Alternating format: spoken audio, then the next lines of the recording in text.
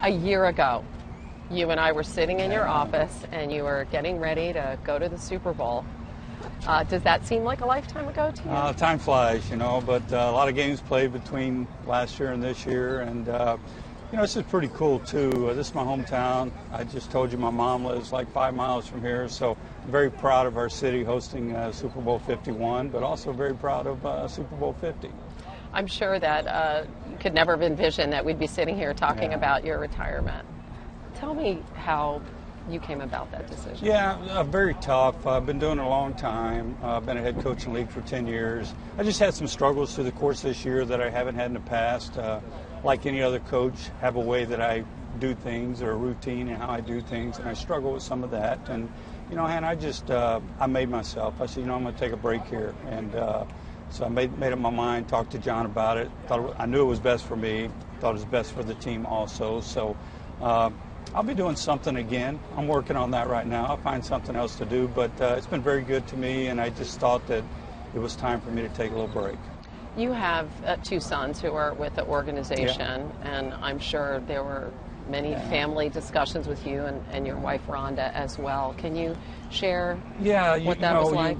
To be in this business, to have an opportunity to work with your son. My oldest son coached for me last year. My youngest son's been with John for about 5 years now. So to all of a sudden do that for a year and then say, no, I'm stepping away. But he's still there and part of a great group. That year was very special, to be around him. But the family's doing great. We're all good. Football's been very good. This league has been very good to my family, and I don't plan on going far. I love the National Football League, and somehow, some way, I'll still be a part of it. What could you see yourself doing potentially? I don't know. I'm kind of. I've talked to a lot of people right now. I have a lot of interest. I know I'm going to be involved with the sport somehow, some way. I've talked to colleges, but I made a commitment to myself that I'd take some time right now, and spend a lot of time with the wife. We've got a big vacation coming up here. I need to get that done first, but I'll find another passion and I'll attack that just like I did coaching. What is it about being a head coach that didn't align with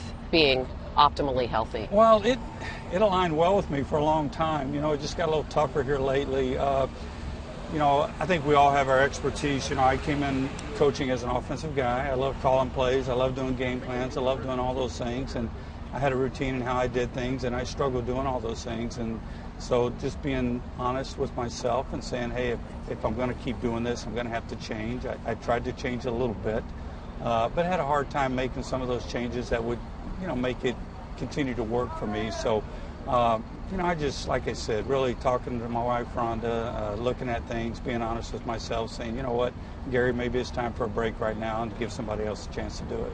What were your discussions like with John Elway? You guys are so close. Yeah, they were tough. It was very tough, but they were good. We talked as friends, not as my boss.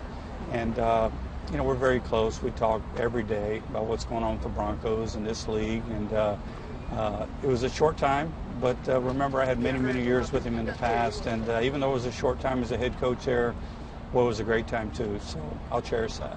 Having been able to win a Super Bowl and have that experience, did that impact your decision? Did it make it any easier? No, I wouldn't say that. I mean, it was awesome. I mean, that's what you work for, and I've been a part of 4 of them, in some capacity, somehow, some way. But to be a head coach in Denver, be a part of that for Mr. B and his family, that will always be special. But no, that really didn't have a lot to do with why I made this decision this year.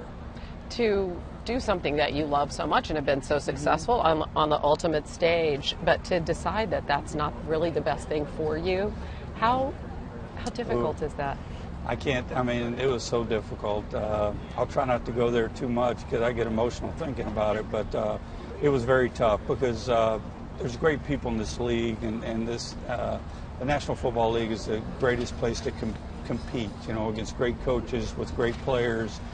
Be a part of things with people like yourself and the relationships that you have, and to step away from that is very, very difficult. But somehow something tells me maybe I'm not totally stepping away from it, that I'll be involved somehow, some way. But not as a head coach? No, I think my next venture is going to be outside of coaching, so I've got to decide what that is. But had some great conversations. We'll see what happens. Your players reacted so strongly to the news. Emmanuel Sanders with an Instagram post. Von Miller wrote a beautiful article talking about wanting to continue the work and the mission that you instilled in him. What sort of impact do you think that you had on those men that you coached? That's why you coach. It's great to win. It's great to have some rings sitting in a safety deposit box somewhere. But you coach to influence people, to influence life, to influence kids. And, my time with those guys you just mentioned was brief, but it was special. And yet I talked to all these guys around the league that I've had the opportunity to coach, the coaches that I've had a chance to work with each and every day. So that's why you do what you do. And, I'll always cherish those things and those relationships that I've had. You know better than anyone what these coaches are going through this week. Bill Belichick has had so much success, and as you watch him and understand what it takes to win a Super Bowl and looking at what he has done, what do you appreciate most? Oh, God. When you look at the numbers, what is this? Is this 7 for Bill? Or I think I looked at, Tom, 11 out of 16 years or something in the AFC Championship, and here we go again. But they're so consistent in what they do and their approach, and that all goes back to Bill and the organization. I have great respect for him. Had a chance to compete against him. That's what you really enjoyed, competing against him. Could you find a way to be successful against him and his team?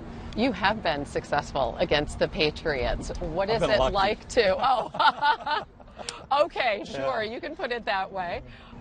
What do you think is the key when you're facing Belichick and you're facing that team? Well, I think as a coach, you have to know you're going to face, and this has been documented over and over again, but you're going to face things maybe you haven't prepared for. That's Bill's way, and he's special at getting that done. So I think convincing your football team, we may see some things that we haven't worked on these past 2 weeks, but let's adjust, let's go compete, and you're going to have to be at your best to beat them, but that's what this league's all about. And if you're going to win a championship, it's probably going to go through them somehow, some way.